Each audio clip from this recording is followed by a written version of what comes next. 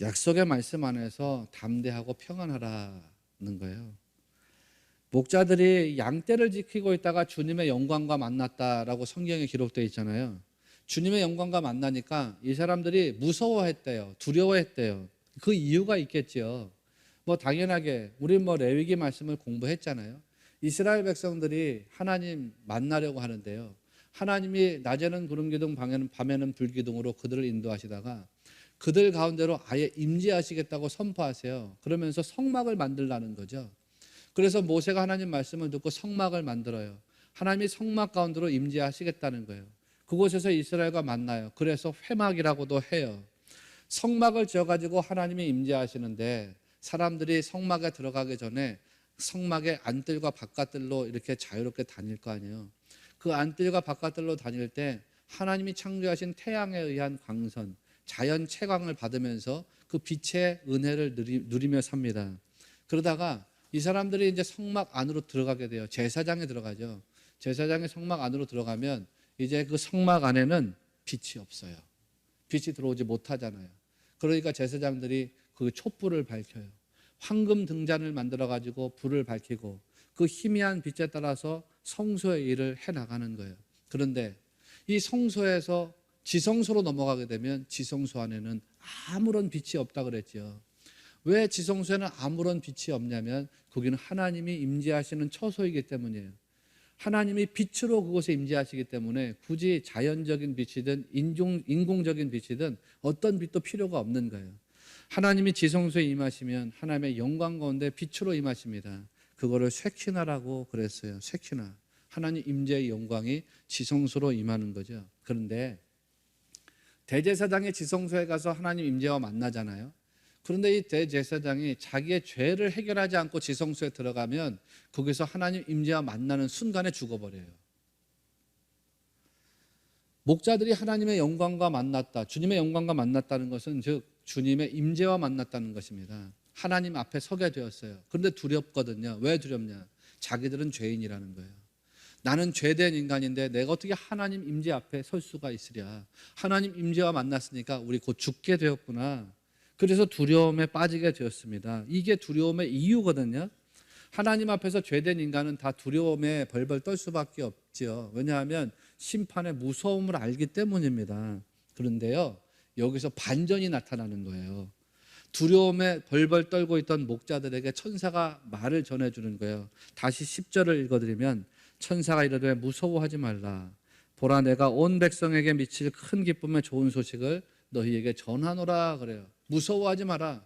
난 너희들의 죄를 물으려고 온 것이 아니야. 너희들 죄로 인해서 심판을 하려고 온 것이 아니야. 너희들 생명을 취하려고 온 것이 아니야. 두려워하지 마. 내가 너희들한테 아주 큰 기쁨을 전하려고 왔어. 좋은 소식을 전하려고 왔어.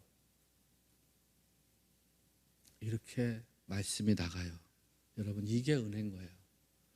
이 사람들은 두려움 속에 빠져 있는데 천사가 뜻밖의 은혜를 그들에게 이야기해줘요.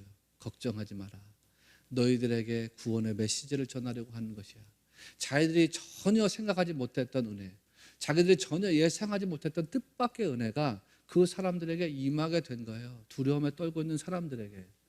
여러분, 우리 사랑의 주 예수님은 여러분의 생애, 여러분의 삶에 언제라도 얼마든지 뜻밖의 은혜로 역사하시는 분인 것을 꼭 믿으시기 바랍니다. 여러분이 뭐 때문에 두려움에 빠져 있다 이거예요. 염려에 빠져 있다 이거예요. 여러분이 혹은 낙심과 실망에 빠져 있다 이거예요. 그런데 그런 삶의 곤고한 지경에 처해 있을 때 주님은 우리에게 뜻밖의 은혜로 찾아오셔서 우리를 위로하시고 우리에게 소망이 되시는 분인 것을 꼭 믿으시기를 바랍니다. 그렇게 이 목자들이 뜻밖의 은혜를 체험해요. 요한복음 6장에 보면 큰 풍랑 때문에 곤란당하던 제자들의 모습이 기록되어 있습니다. 요한복음 6장 말씀에서 제자들이 바다를 건너가고 있는데 큰 풍랑이 일어나요. 그래서 제자들이 두려움에 빠지게 됐어요. 근데 그때 예수님 물 위를 걸어서 오시는 거예요. 노를 져서 한 10리쯤 갔다 그러니까 오늘날로 따지면 한 4km 넘는 거리를 예수님께서 걸어서 오신 거예요. 그것도 그냥 평범한 도로를 걸어서 오신 것이 아니라 풍랑이 일어나고 있는 바다 위를 걸어서 오신 거예요. 4km. 보통 사람이 걸어도 1시간 이상이 걸리는 제법 긴 거리입니다. 그 긴 거리를 주님이 걸어 오셨어요. 그렇게 걸어 오셨을 때에 제자들이 처음에는 예수님이 유령인 줄 알고 무서워 떨었죠. 그러다가 주님인 것을 알고서 그들의 마음속에서 주님을 영접하게 돼요. 자기들이 두려움에 떨고 있었어요. 그 배를 탄 사람들 몇 면을 훑어보면 거기에는 어부들도 있어요. 대표적인 사람이 베드로죠. 풍랑과 싸우는 데에 이골이 난 사람입니다. 바다와 싸우는 데에 많은 경험을 가지고 있는 사람이죠. 이런 전문가적인 지식과 삶의 경험이 있는 사람들이 그 배에 타고 있었어요. 자기들의 경험이 있고 자기들의 생각이 있고 의견이 있고 자기들의 어떤 지식이 있어요. 그런데 그 모든 자기들의 총체적인 지식과 경험을 가지고서도 극복되지 않는 문제가 있더라는 거예요. 풍랑에 휩싸인 제자들이 그런 모습이었죠. 여러분도 마찬가지 아니던가요? 우리가 그런 경험을 한두 번쯤 해본 적이 있죠. 내가 가지고 있는 지식과 능력과 재물과 어떤 건강을 가지고서 극복되지 않았던 문제와 만난 적이 있잖아요. 우리가 그럴 때가 있어요. 내 힘으로 도저히 극복되지 않는 문제와 만날 때. 그런데 그때 주님은 우리에게 뜻밖의 은혜로 찾아오셔서 우리에게 소망 되시는 분인 것을 기억하셔야 돼요. 제자들이 자기들의 한계를 극복하지 못하고 있을 때 그때 예수님이 무리를 걸어서 오시면서 말씀하세요. 두려워하지 말아라. 두려워하지 말아라. 그리고는 그들이 곤란당하던 배 위로 올라타는 거예요. 그들이 곤란당하던 배 위로 올라타니까 제자들의 마음에 기쁨이 생겼어요. 여전히 그 배는 풍랑이 있는 바다 위에 있습니다. 그런데도 불구하고 제자들 더 이상 두려워하지 않아요. 그들의 마음에 기쁨이 일어났어요. 은혜의 예수님, 자비의 예수님, 구원의 예수님과 딱 만나지게 되니까 두려움이 다 떠나가게 되더라는 거죠. 기쁨으로 마음이 채워지게 되더라는 거죠. 여러분에게 이런 믿음의 역사도 일어나게 되시기를 축복합니다.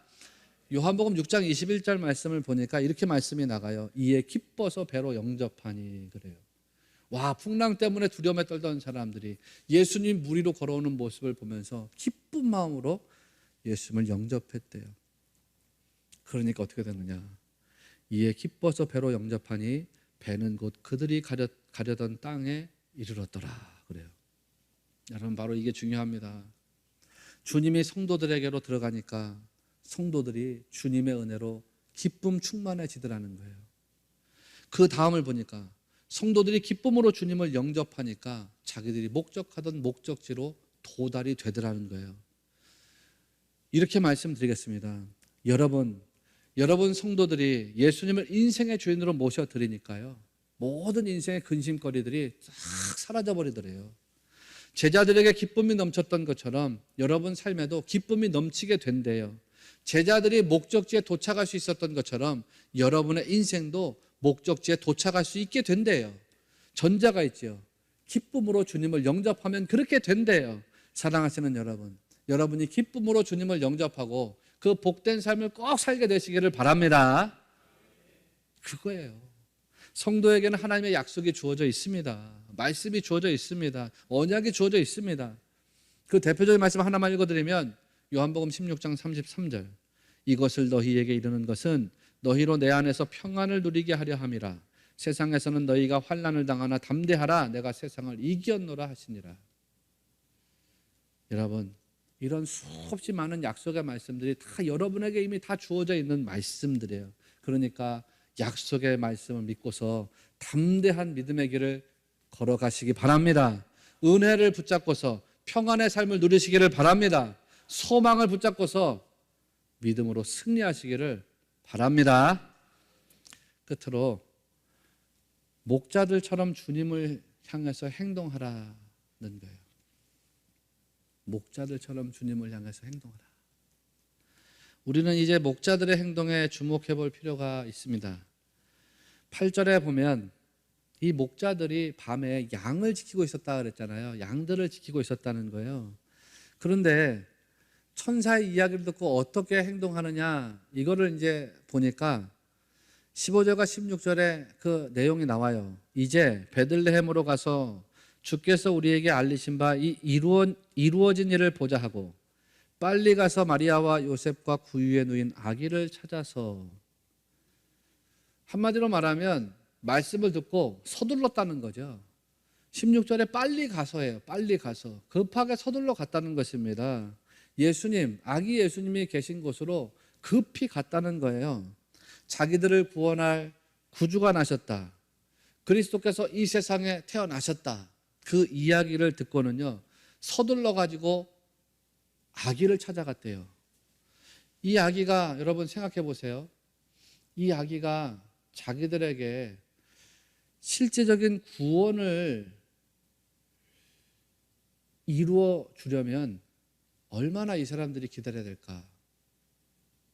한번 생각해 보세요. 이 아기가 구원의 기쁨이라 그랬잖아요. 구원의 소식. 그런데 목자들에게 이 아이가 진짜 기쁨이 되려면, 이 아기가 진짜 목자들을 구원하려면 이 사람들이 얼마나 기다려야 될까요? 무슨 정치적으로 사회적으로 따져가지고 이 사람들이 지금 로마의 식민지를 살고 있는데, 아기 예수님이 우리를 로마의 식민지 백성으로부터 구원해 주겠구나, 이거든지, 아니면 하나님 나라가 임해서 우리를 하나님 나라 백성으로 구원해 주시겠구나, 이거든지, 어떤 구원이든지 하여간에 이 목자들에게 진짜 구원의 실제적인 기쁨이 되려면 이 아기 예수님이 적어도 몇 살쯤은 돼야지 그런 일이 가능하겠어요? 우리는 알고 있죠. 우리는 성경을 읽었으니까 예수님이 30년은 걸려야 됩니다. 30년, 30살부터 예수님이 공생을 살았으니까. 근데 이 목자들은 몰라요. 자기들에게 구원의 기쁨을 주신대요. 자기들을 구원하실 그리스도가 이 세상에 오셨대요. 근데 가서 보니까는 아기예요, 아기. 말씀 들어온 것도 보니까 아기예요, 아기. 그러면 이 아기가 자라가지고 자기들을 구원해 줘야 되는데, 이 목자들이 이 아기로부터 구원 받으려면 적어도 최소한 20년은 지나야죠. 성인은 돼야 되니까.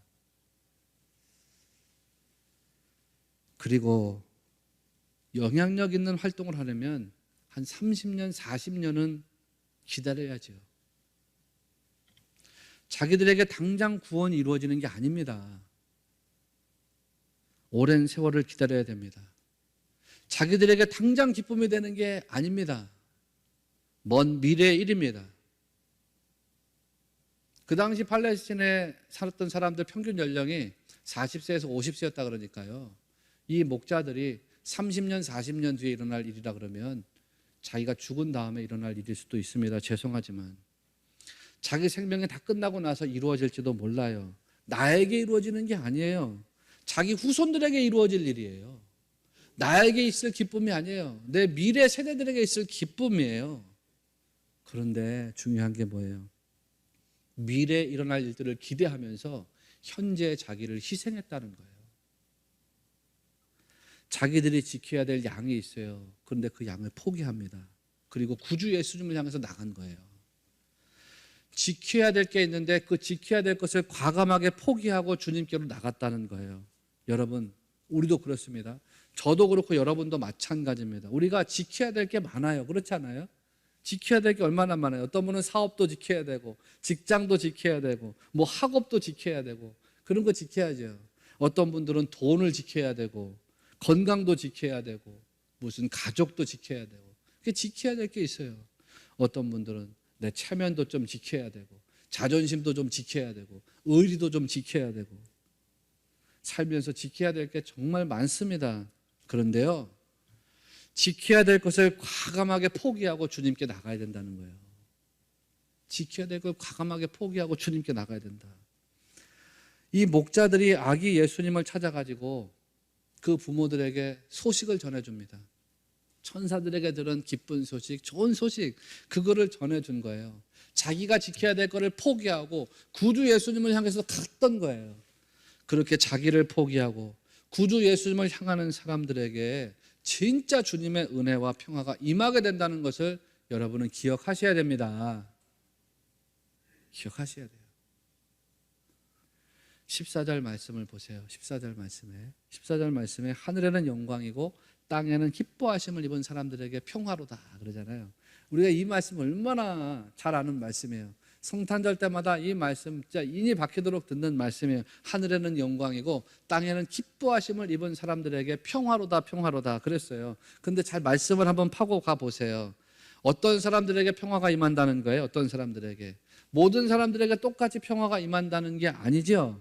특별한 사람들에게 평화가 임한대요. 어떤 사람들이냐? 기뻐하심을 입은 사람들에게 평화가 임한대요. 기뻐하심을 임한 사람들. 기뻐하심을 입은 사람들. 유도키아스. 은혜를 받은 사람들, 이런 뜻이에요. 어떤 사람들에게 평화가 임하느냐? 주님에게 은혜 받은 사람들에게 평화가 임한대요. 그러면 어떤 사람들이 은혜를 받느냐? 누가 은혜를 체험하느냐? 자, 오랫동안 여러분에게 말씀드린 것이지만 목자들처럼 자기를 부인하고 주님을 향해서 나간 사람들에게 은혜가 임하는 것입니다. 그래서 여러분이 늘 언제나 주님을 향하셔야 되는 거예요. 주님을 향하셔야. 여러분 언제나 주님을 향하시기를 바랍니다. 그래서 주님을 향한 인생 돼가지고 풍요로운 은혜를 인생에서 체험하시는 복되고 신령한 분들이 다 되시기를 바랍니다. 그렇게 되길 바랍니다. 성도가 은혜로 막 불이 붙어야 돼요. 은혜로. 우리 그리스도인들이 은혜로 막 불이 붙고 말씀으로 막 불이 붙고 기도로 불이 붙고 예배로 불이 붙고 막 그래야 해요. 우리가 지금 시절이 막 어렵고 힘들기 때문에 다 같이 모여서 예배 드릴 수는 없잖아요. 그렇지만 예배당에서 예배를 드리든 가정에서 예배를 드리든 아니면 일터에서 예배를 드리든지 간에 어디에서 어떤 모양으로 예배 드리든지 간에 예배에 막 불이 붙어야 되는 거예요. 은혜에 막 불이 붙고 기도와 말씀에 막 불이 붙어야 되는 거예요. 그렇게 은혜에 불이 붙고 말씀과 기도에 불이 붙어야 여러분 가정이 살아요. 교회도 살아요. 그리고 여러분 사랑하시는 이 나라도 살아요. 몇 년 전에 일본 전산 이야기라는 책이 베스트셀러가 됐습니다. 그 책이 이제 일본 전산이라고 하는 회사를 창업하고 아주 어마어마한 회사로 키운 나가모리라고 하는 인물의 이야기를 글로 풀어낸 거예요. 이 나가모리 사장이 일본 전산이라는 회사를 창립하고 그 회사를 키워나가면서 기업에서 일하는 여러 종류의 사람들을 보고서 그 사람들을 세 종류로 구분해요. 아, 내가 보니까 비즈니스 정글에서 살아가는 사람들에게는 세 종류의 사람들이 있구나. 근데 제가 그 책을 읽으면서 야, 이거 어떻게 이렇게 똑같을 수가 있을까? 신앙과. 그러면서 교회나 일반 사회나 회사나 비슷하구나 다. 그런 감동을 가졌던 때가 있어요. 이분이 비즈니스 정글에 세 종류의 사람이 있다 그랬는데 첫째가 자연 발화파예요. 자연 발화파. 그냥 막 스스로 불타오르는 사람이 있대요. 자기 스스로 막 동기를 부여하면서 일을 처리해 나가는 사람들. 누가 뭐라 하든지 간에 그냥 막 활활 타오르는 사람들 있대요. 이런 사람들이 회사에 많으면 그 회사는 당연히 뭐 발전할 수밖에 없겠지요. 두 번째는 수동 발화파가 있대요. 수동 발화파. 이 사람은 혼자 타오르지는 못해요. 그런데 누가 주변에서 타오르기 시작하면 같이 더불어서 막 타오르는 사람이 있대요. 불씨를 탁 던져주면 타오르는 사람들. 그런 사람들이 수동 발화파. 세 번째는 발화 불가파가 있대요. 발화 불가파. 발음이 이상하게 나가는데. 발화 불가파. 아무리 해도 불타지 않는 사람이 있대요.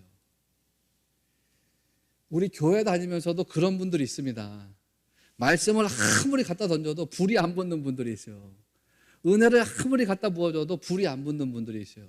말씀에 불이 안 붙어, 은혜에 불이 안 붙어, 기도에 불이 안 붙어. 이제 발화 불가파. 그런데요, 회사에 이런 발화 불가파가 많아지면 그 기업이 망한대요. 당연하겠죠. 여러분, 성도는 말씀에 막 불타오르고 은혜에 막 불타오르고 기도에 막 불타오르고 예배에 막 불타오르고 그런 분들이 되셔야 합니다. 자연 발화파는 아니어도요, 수동 발화파 정도까지는 돼야 되는 거예요. 은혜가 있으면 다 좋은 거예요. 은혜가 있으면. 반면에 은혜가 없으면 다 싫은 거예요. 은혜가 있으면 다 되는 거예요. 반면에 은혜가 없으면 다 문제인 거예요. 여러분의 가정도 마찬가지고 교회도 그렇고 이 사회도 똑같아요. 인도 선교사님에 관한 이야기를 또 한 번 말씀드리겠습니다. 이 선교사님이 인도에서 선교하다가 지독한 열병에 걸렸습니다. 몸이 괴로워요. 선교의 열매가 없어요. 낙심에 빠졌습니다. 그분이 지독한 열병에 시달리다가 이제 잠이 들었어요. 몸이 너무 아프니까 잠이 잘 안 와요. 꿈을 꿨어요. 꿈을 꾸는데 자기 선교적인 상황하고 너무 비슷한 꿈을 꾼 거예요. 조각배를 타고 강 위에 떠 있습니다. 그런데 강바닥이 말라가지고 돌덩어리, 바위덩어리 때문에 배가 앞으로 나갈 수가 없는 거예요. 내가 인도에 선교하러 와가지고 문제가 많아요. 열매가 없는 것 같아요. 낙심이 됐어요. 그래서 하나님께 기도를 해요. 하나님, 나 지금 너무 힘들어요. 저 바위들, 돌덩어리들 때문에 배가 앞으로 나가지를 못하고 있습니다. 하나님, 저기 바닥에 있는 돌덩어리, 바위덩어리들을 좀 치워주세요. 치워주세요. 저 문제거리들을 좀 치워주세요. 치워주세요. 그렇게 기도했어요. 기도가 끝나자마자 딱 응답이 왔는데 선교사님이 기도한 대로 응답이 왔다 그랬어요. 선교사님이 기도한 것과는 좀 다른 응답이 왔다 그랬어요. 다른 응답이 왔다고 했죠. 기도가 끝나자마자 하늘에서 비가 막 내리는 거예요. 비가 내려가지고 메말랐던 강바닥에 물이 차올라요. 강물이 흘러 넘치는 거예요. 흘러 넘친 강물이로 조각배가 떠올랐어요. 그래서 노를 저어가지고 앞으로 나아갈 수 있게 되었다. 그겁니다. 여전히 강바닥 밑에 돌덩어리, 바위덩어리들은 그대로 깔려 있어요. 여전히 자기 인생의 문제거리들이 다 그대로 자기 앞에 놓여져 있어요. 그런데요, 은혜의 강물이 흘러 넘치니까 그 은혜가 문제를 압도해버리더라는 거예요. 은혜가 문제를 다 덮어버리더라는 거죠. 여러분의 가정에 이런 은혜가 넘치게 되시기를 바랍니다. 그리고 우리 교회에도 이런 은혜가 넘치게 되시기를 기도하시기 바랍니다. 은혜가 있으면 돼요. 은혜가 있으면. 문제는 여전히 남아있거든요. 그런데 은혜가 그거를 완전히 압도해버리는 거예요. 하나님 은혜가 그런 것입니다. 왜 인생이 고달플까? 왜 교회 나오는 게 힘이 들고 봉사하는 게 피곤할까? 왜 성도들이 불편한 마음을 가질까? 왜 우리 가정에 이렇게 기쁨이 없고 웃음이 없을까?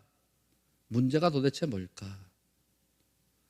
내 영혼에서 은혜가 빠져나갔기 때문이에요. 하나님, 내 안에 은혜가 빠져나갔어요. 하나님, 내가 하나님의 은혜 다시 이 안에 채우기를 원합니다. 사랑하시는 여러분, 은혜 바다로 날마다 항해해 나가시는 분들이 되시기를 바랍니다. 성탄절이잖아요. 성탄절. 주 예수 그리스도를 향해서 마음과 영혼을 다시 새롭게 해보시자는 거예요. 말씀을 대하는 자세를 고치라는 거예요. 고치라는 거. 그리고 은혜 바다를 향해서 날마다 항해해 나가는 여러분들이 되시라는 거예요. 그래, 은혜, 주님의 은혜를 간절히 사모하고 은혜를 구하고 기대하시는 여러분이 다 되시기를 바랍니다. 그러면 하나님이 역사하신다는 거예요. 우리가 참 힘들고 어려운 시절을 보내고 있습니다. 그러나 하나님의 은혜, 주 예수 그리스도의 은혜가 여러분에게 임하게 될 줄로 믿습니다. 그리고 은혜가 임하면 여러분에게 주님의 위로가, 성령님의 평화가 터치하실 줄로 믿습니다. 이 믿음으로 승리하시기를 주님의 이름으로 축원합니다.